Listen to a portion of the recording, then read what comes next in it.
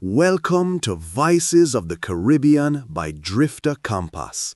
Stories of power, rebellion, and forgotten history, told through the echoes of the islands. If you love stories that reveal the hidden truths of the Caribbean's past, make sure to like this video, subscribe, and turn on the bell, because what you're about to hear is one of the most extraordinary tales ever buried by time. Let's start in the present, the discovery.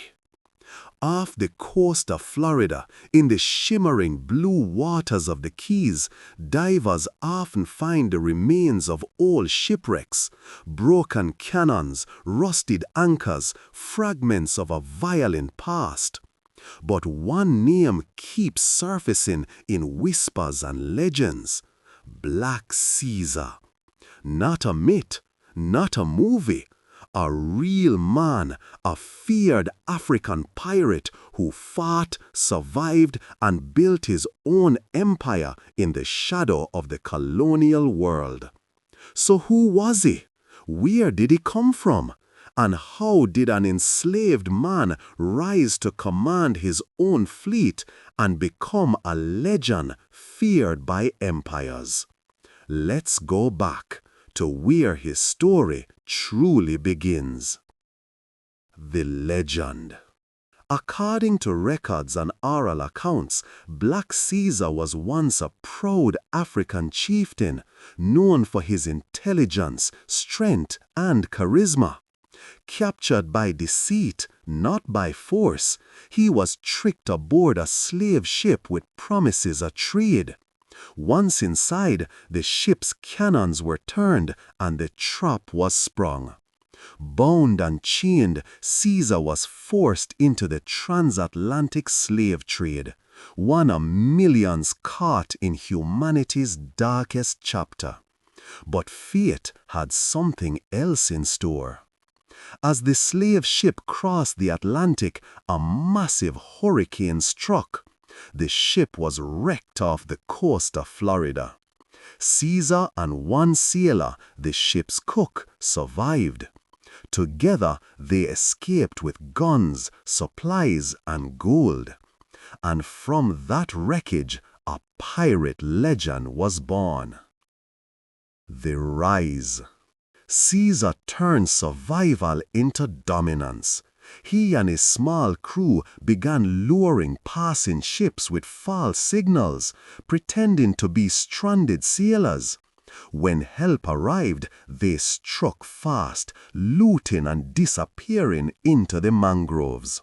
Soon, his hideout became known as Black Caesar's Rock, a real place in the Florida Keys that still carries his name today.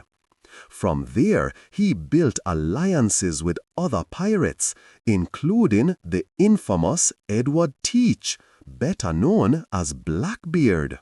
Yes, you heard that right. Black Caesar sailed alongside one of the most feared men in pirate history. When Blackbeard captured ships in the Caribbean and Carolina waters, Caesar was said to command a cannon crew, fierce, loyal, and ruthless. But he wasn't just a sidekick. After Blackbeard's death, Caesar returned to Florida and continued his raids independently, targeting slave ships, merchants, and Spanish galleons. The myth and the man. Over time, Caesar's story became tangled in myth. Some claimed he buried gold deep within the islands. Others said he fathered a small pirate colony that lived free from European rule. But historians have confirmed key truths. He was real, his hideout exists, and his name was whispered in fear by those who crossed his path. Black Caesar wasn't just fighting for treasure, he was fighting for freedom. In a world built to enslave him, he carved his own kingdom out of resistance and survival. If you're still watching right now, you're part of a rare group who loves discovering the real Caribbean, not the postcard version. So before we dive into Caesar's legacy, make sure to hit that like button and subscribe, because this is just one of many untold stories we'll be uncovering together. The Fall. But even legends can't outrun time. In the early 1700s, as colonial powers tightened their control, pirate havens began to fall. British forces hunted down every ship and crew that defied their rule. Black Caesar's hideout was eventually found. Some say he fought until the end, refusing to surrender. Others claim he was captured and executed in 1718 alongside Blackbeard's men in Virginia. His treasure was never found, but his name lived on, passed down through stories, songs, and the geography itself. The legacy. Today, the legend of Black Caesar isn't just about piracy. It's about power, rebellion, and the unbreakable spirit of freedom that defines the Caribbean. A man who refused to be defined by chains became a symbol of independence long before the word was ever written into law.